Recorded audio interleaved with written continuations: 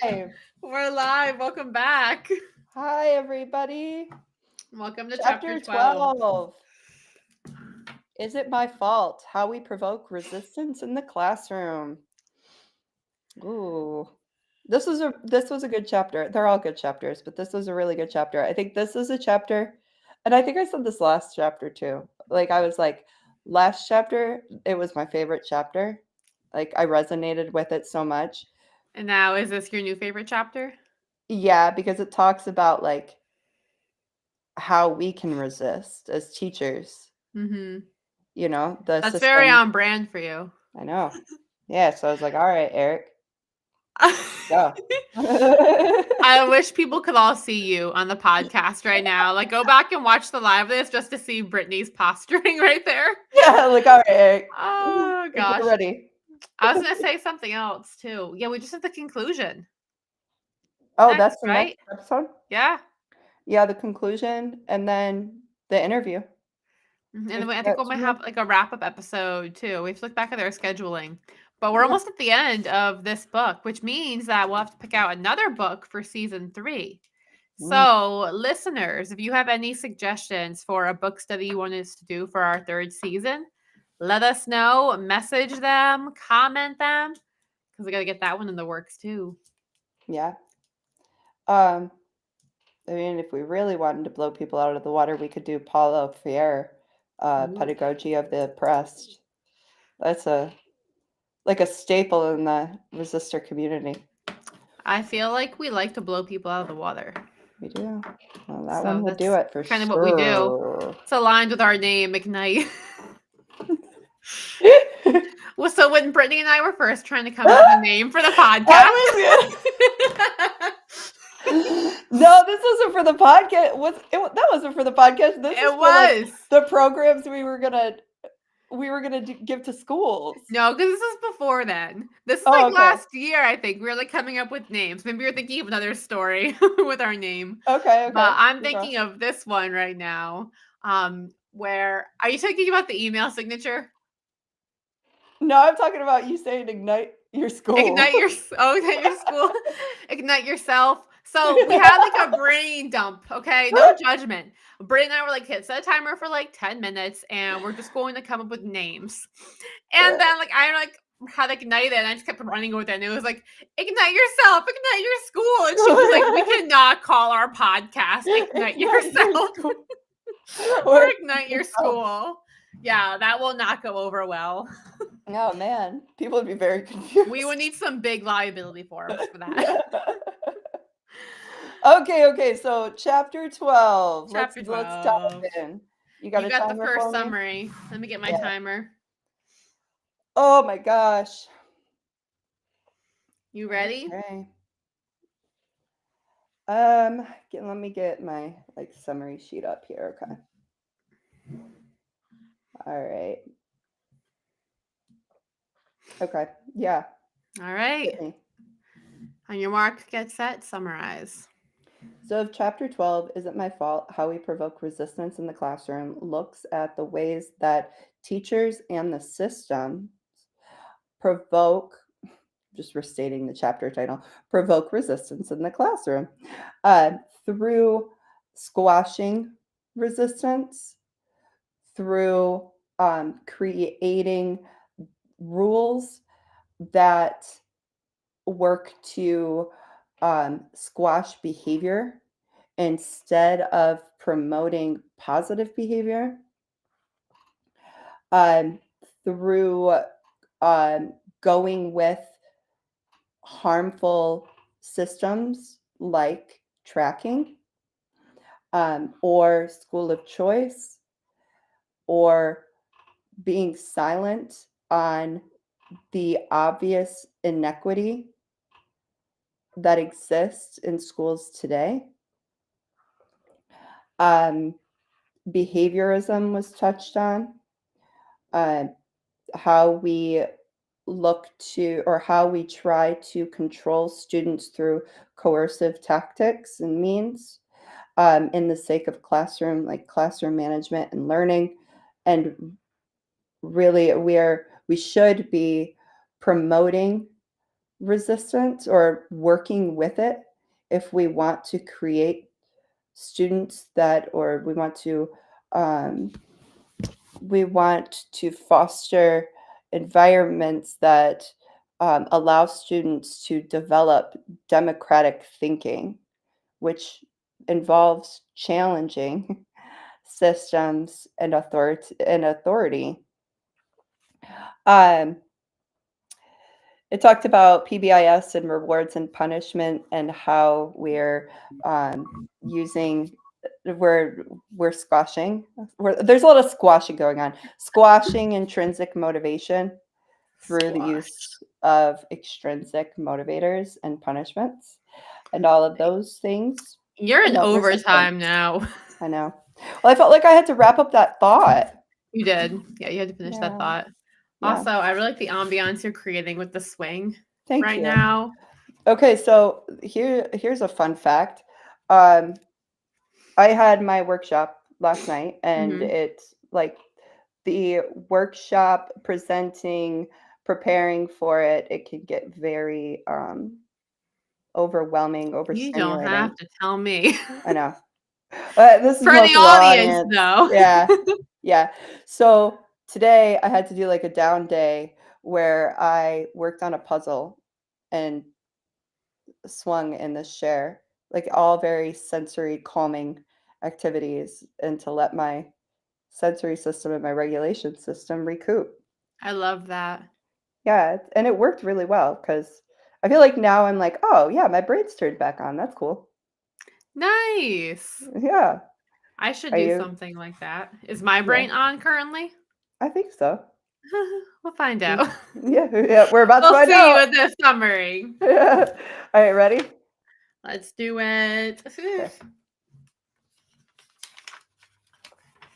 All right. So in chapter 12, Is It My Fault?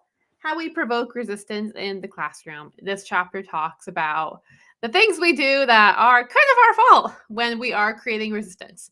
And honestly, I mean, not everything in the book so far, because we've talked about things that are like societal issues too that affect us in the classroom creating resistance.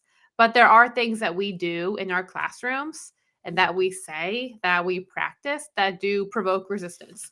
And one of the first things that was touched upon is behaviorism, which basically is our season 1 of the Ignited podcast. Brittany and I talked about that for hours in season 1. But yeah, behaviorism is going to produce resistance. Matter how you code, if you add a cute treat at the end, like it's still going to create resistance.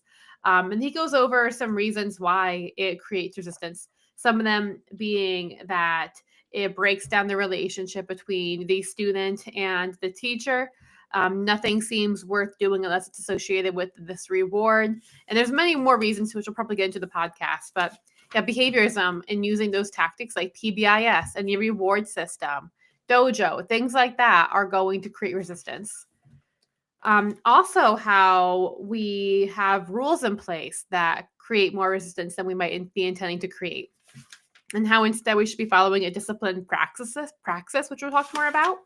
And then how we end up having some just bad ideas that we run with, like saying that like if you are listening, you won't have homework tonight, or everyone be quiet so we can do this party on Friday. Like those things don't actually help. Tracking is harmful. The high stakes testing that we do is harmful. Like, there are a lot of things happening in our schools that we have some control over as educators that are harmful, and then we can stop to reduce resistance.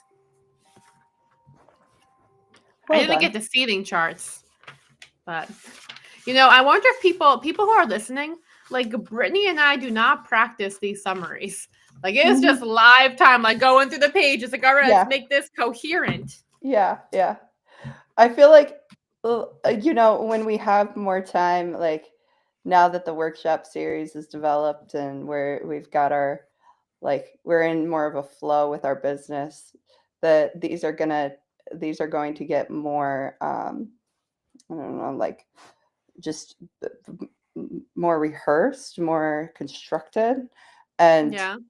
I wonder if that's gonna we'll lose the mojo. See, I feel Like, like, well, I don't think we'll ever lose our mojo, first and no. foremost. Okay. But yeah, I also feel like what's the word? Our what's the word to describe Don't ask me. You know I'm what terrible with this. we are? But I feel like it adds character. We thrive on chaos. Like our a little bit of chaos. What was it? Mostly coherent, somewhat chaotic. Chaotic, yeah. Yeah, I feel like that's what the No, I viewers think and it listeners come here for. wasn't Maybe some. not. Maybe not. Maybe you actually do come for like thorough like insight, and we're just completely misreading our demographics. But I Never. think you also really like how engaging we are sometimes. We Maybe we're all. also not that engaging. Maybe they're like, no, I'm falling asleep right Oh man. No, okay, okay. So what do you want to talk about first? now. I think There's a that we lot. should stand on our soapbox for like a minute and talk about behaviorism. Okay. Because we talked about that for a while in season 1. But I know that Yeah. was a big part of this chapter. So in case people missed season 1, because now I get people every day coming into my DMs who are using a point system or they're using Mhm. a reward system. And then it's so predictable. Like I'm able to say, okay, so if you're using the system, is it doing this? Are you seeing this? And is this happening? And it's always like, Mhm. yes, yes, yes. How did you know? Mhm. Because Yeah. behaviorism creates this. Yeah. You end up seeing predictable behaviors. Like the kids who you're creating the system Patterns. for, yeah, the kids who you're trying to use this system for the most are the ones who are like not buying in. They're Right. not enjoying it. You'll see more competition, more strife with your Mhm. students. You're going to More focus on the rewards instead of the exactly. learning. Yeah. And you're going to see kids trying to barter with you for rewards for tasks that would not be something you would reward. And you're going to see intrinsic motivation not improve. You're actually going to see it decrease.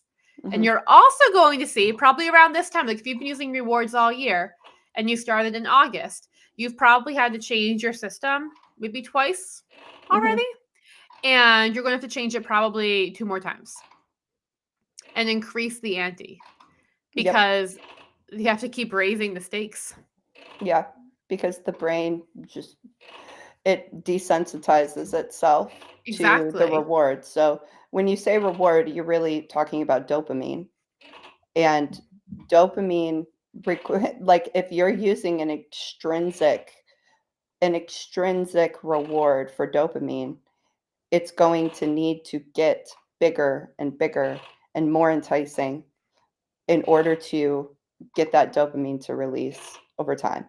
Yeah. So, And all of season 1 talks about this, but I actually just sent 2 episodes to someone inside the Village Plus program to mhm. just go back and listen to because she's trying to talk to her district about it.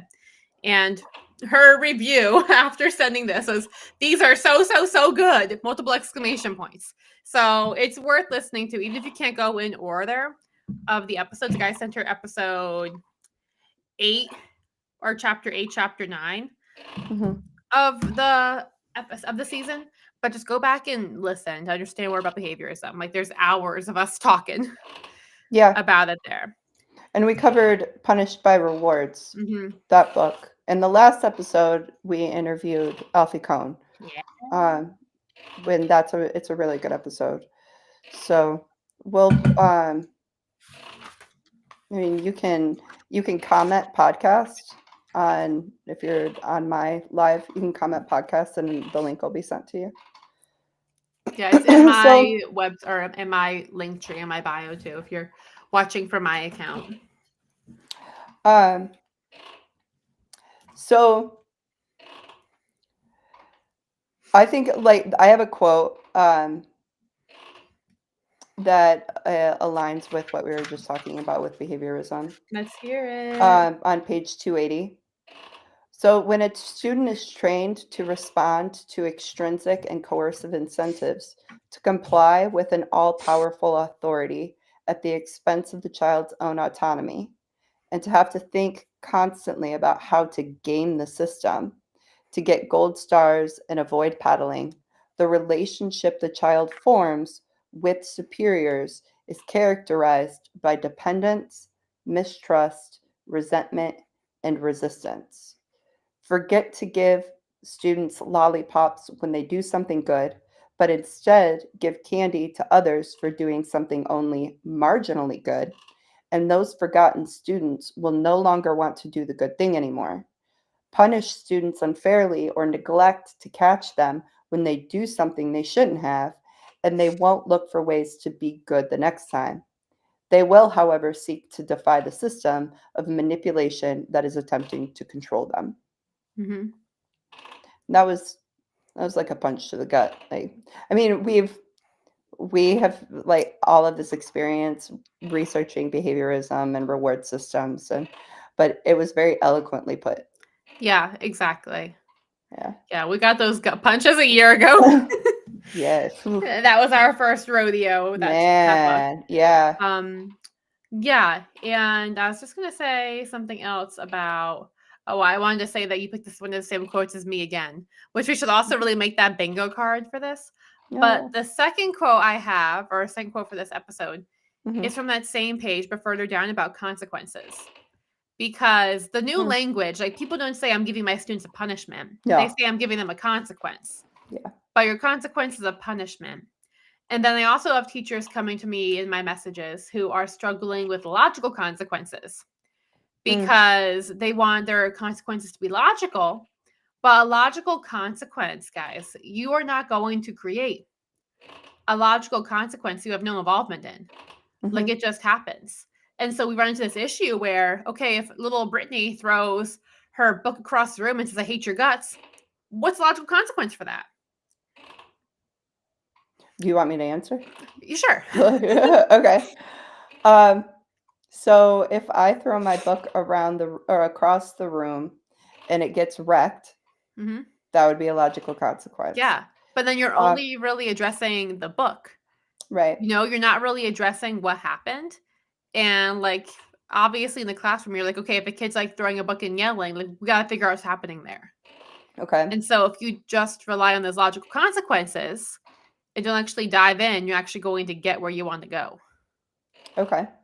So if I throw the book and I create harm with another individual, like this is where I don't like the word consequence because it hmm shouldn't be about reducing a behavior.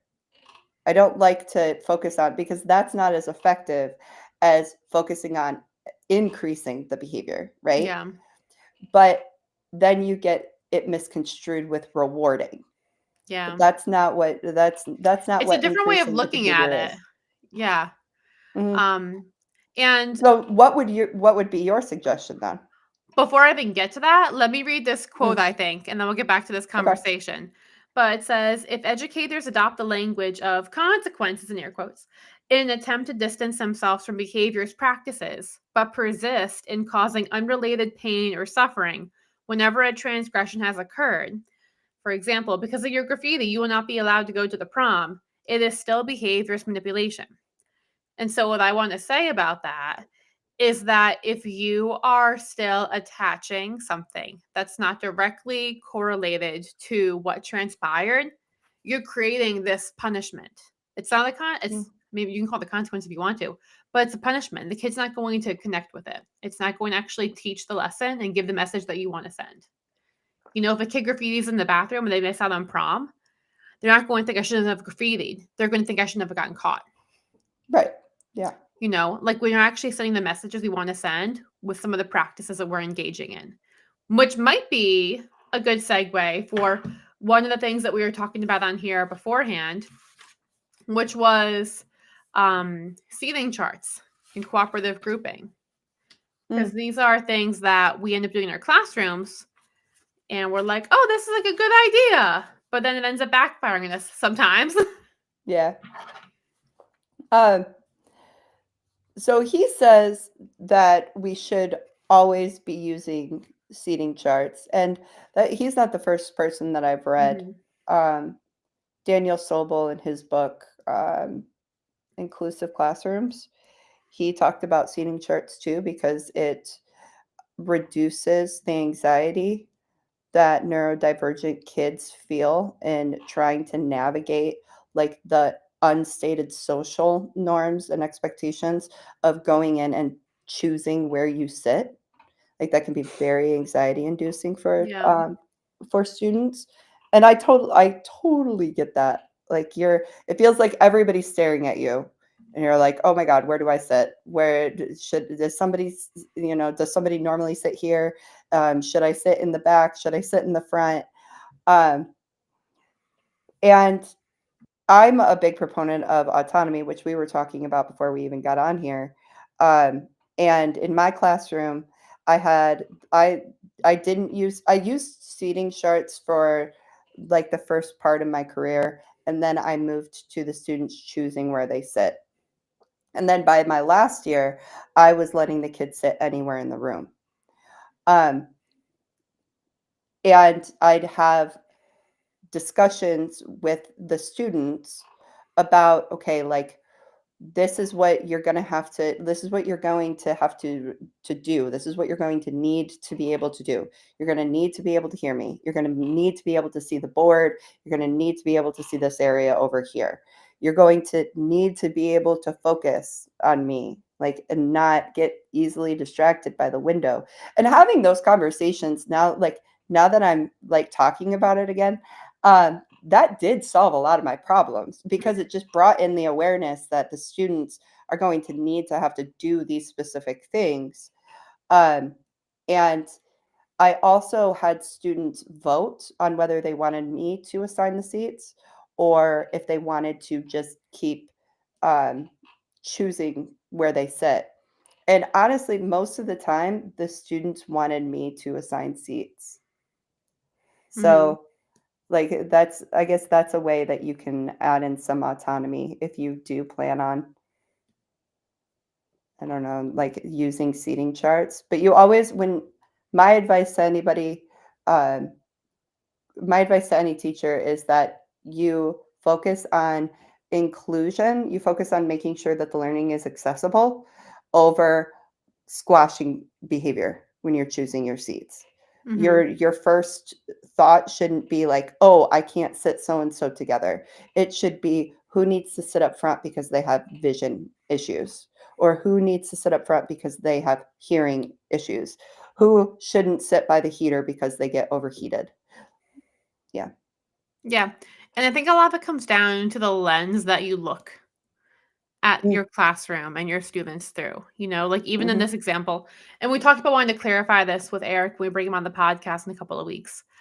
But the way you're looking at your seating chart, you're not using it as a method of control, mhm. and even when you're giving it when you weren't using it, you weren't using it to be like the cool teacher, which is what he described in the book. Oh, the bargaining. Yeah, Yeah. bargaining teacher. You're using it to support your students. Mhm. And I think that's what it comes down to. It's like the root of what you're doing. But we also can clarify that with him as well. Yeah. There was something else I mentioned. Collaborative grouping. Oh, yeah, So these and are why we some, should yeah, like some issues that we might fall into with this. So if you're using collaborative grouping, these might be some mistakes that you're making that are leading to resistance. And this comes from page 294. So you might be assigning roles that are not very defined, or you're not assigning roles at all, which can make it hard for people to know what they need to do in the group. You might not be using timing cues well, or maybe are not using them at all. So it's hard for kids to know what's due and like what they should be accomplishing, and it can be stressful. Perhaps you're using tasks that are not actually designed for a group to work on, and they're just more of independent tasks. You're letting kids pick their own groups, which can lead to tension, disappointment, hurt feelings, and ostracism. And then you might not be teaching your kids the skills they need to succeed in these groups. yeah. And that's actually right there, a little plug. That's my made from middle school curriculum. Like if you're like, I don't know where to start with these skills, that's inside my membership of the village, which you get access to if you join the village. Or if you do my course, let's not do that again, you get access to it for a couple months. And there's a whole curriculum in there which teaches your kids these skills. Mm. But yeah, these Well, are go ahead, Britt. I want to just give a couple tips if you are doing group work. Um, First, my biggest piece of advice is always to make sure that when you introduce group activities, um, you want to get the students need to get the procedures of being in a group, working together, negotiating, um, paying attention to time, facilitating like the different roles. Like they need to get that down first. And in order to get that down first, you don't want to introduce a group activity with new material. The material that you introduce, the material you use to introduce group work should be very cognitively easy. And I call this balancing the cognitive load. So if the instruction or the directions of the activity are really difficult, then you want the material to be easy. And if, let's say, the material is really easy, then you'd want what the students are doing with the material to be complex. So you're balancing the cognitive load. um, too difficult of material while introducing a group, like introducing the group activity, that is going to overload your students. They're going to be overwhelmed, and it's going to end up in chaos because students are going to be cognitively overloaded. So balance the I cognitive like it. load. Balance the Yeah. cognitive load, guys. Hmm. Um, were there Then other? I mean, we should touch. praxis. What was that? The praxis. Oh yeah, What lead page the was that on? way. Well, I'm trying to find it right now. So you talked about, instead of like setting rules, um, that students have, or that the community has Mm. no hand in making, that schools develop a praxis for behavioral support. Do, do, do, do, do, do, do, do, do, do, do, do. And I'm trying to find it. It was by Wayne, because Kay Wayne um, introduced it. Yeah, I see it right here. It's 284 in the physical book. Okay. But it says that this practice of discipline is the tricky but invaluable work of keeping alive the question, how are we to interact with one another here? To start this process, Yang recommends two things. First, a school community engaged in discipline praxis should seek to develop educators, not to protect them from students, because rules are frequently used to limit students' agency, often for reasons of safety, but sometimes oppressively. The goal in discipline praxis is to prepare adults in school to think critically, act with more cultural awareness, and pursue justice when using their power. And the second recommendation is that discipline praxis must involve sustained, serious self critique and reflection. So we should touch on like why, how rules can create harm Mm-hmm. and create resistance, because I Yeah. feel like right now, with how severe behaviors are in schools, they're just like throwing out all of these rules and throwing out punitive practices and rewards and scrambling, and they're just staying in Yeah. what we call, and we hear from schools, Yeah. triage mode. Yeah. Like everybody is trying to survive. Like it's Mhm, consistent chaos management because you're playing a battle of control.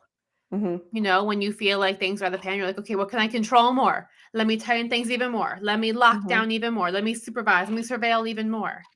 And that Yep, just leads to people who are experiencing all those things to be like, what the hell, my guy? right. And then they want to resist and fight back. So we're not saying anarchy, but we are saying that you need to make rules with the people who the Mhm, rules are affecting, which we also advocate for ourselves as adults, right? yeah, Like we want to be involved in decision making with what's happening in our schools and in our district and in the education climate in our countries at large, right. right? Our students and their families are the same. Mhm, And if you are in a school or if you're a school leader who's trying to navigate this work, we also can help you too. So if you're Yeah. interested, reach out to us at ignitedpodcast@gmail.com. We'll also attach our email address in the description of this show. I will say that the best thing that I have experienced and I have coached on is interviewing students, knowing their strengths and their struggles, and then sitting down with them and creating classroom rules or boundaries together. And if your first thought is, I can't even get my kids to sit in a group and, like, you know, listen or to sit down, you want to start bringing them together with easy, fun activities, getting them used to the space, getting them used to being collaborative. And then you're balancing the cognitive load. You're teaching them how to be in a group.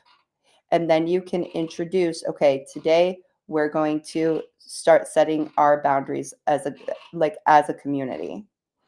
And he also, the book talks about, like, non-negotiable rules. There are going to be rules that you have to Yeah. enforce. Like, a chemistry teacher can't be all willy-nilly about wearing safety goggles. Like, that is just a non-negotiable rule. And you'll have those non-negotiable rules. You just have to explain why they're there. Like, keep Yeah, that exactly. transparency and line of communication open. Yeah. We could move into our action steps now, because I was just thinking that. I feel like that was we're fun. like Mhm. moving into the action step right now. So Mhm. what would your action step then be for teachers? To design your boundaries, your rules with the students. That is that. If I could give one piece of advice, I think that it would be that. I like it. Mhm. I'm going to go a bit more meta, I guess, on this one and tell people that my action step is to think and analyze the rationale for what you're doing. So, like, if it's the rules, like, think about why you're making these rules. Do you feel like you're losing control? If you're using a reward system, think about why you're using it. Like, try to analyze your rationale for doing all these different things. And then when you can take that accountability for why you're trying to do these things, you can make a change. And that's empowering right there. So a really good exercise. Let's hear I tried that, it. yeah. So I remember when I tried this with you and we were there, and it kind of, like, it got into interrogating. So I don't. This Talk about the exercise is 7 called. whys. Yes. I knew it, which I'm also doing tonight. Are you? Here's the thing with Brittany and I, because, like, we both are in the same field, do the same thing. So, Yeah. like, she's coming at me with the 7 whys. I'm like, I know what you're doing. You're 7 whysing me. You can't pull this over on me. It's like an interrogation. Okay, so the 7 whys method is when it's used as a regulation activity, so you can find the root of your anxiety or your stressor. But it works so well with anything. Like, if you Mhm. want to get to the root of why you're doing anything, Yeah. use the 7 whys. And it's literally, you keep asking yourself why until for 7 times. Honestly, like, I don't know what about the 7 it is, but it's all about this. Like, keep it to 7, and you Mhm. always end up getting to the right answer. Like, it's usually like a mind-blowing answer too. Like, Mhm. you're like, oh man, I didn't even notice that. So Entering the subconscious. yeah, yeah. And you'll get to the root of your motivator. So for, like, creating rules, be like, okay, why am I creating this rule? So students don't run around chaotically. Why don't I want students to run around chaotically? Like, and you just keep asking yourself that why, and you're going to Mhm. get to the root of what you really want. Yeah. I Mhm. like it. Yeah. All All right. right. Well, we will see you guys again in the next couple of weeks to finish off this season. And in the meantime, if you have any questions that you would want us to ask Eric DeShalis when we bring him onto the podcast, please direct message them to us at either our Ignite Instagram or their Instagrams personally, or you can email us. And in the meantime, hope you feel remoralized And and re-energized. go ignite yourself. Bye. That was my favorite ending ever. That was pretty good. That was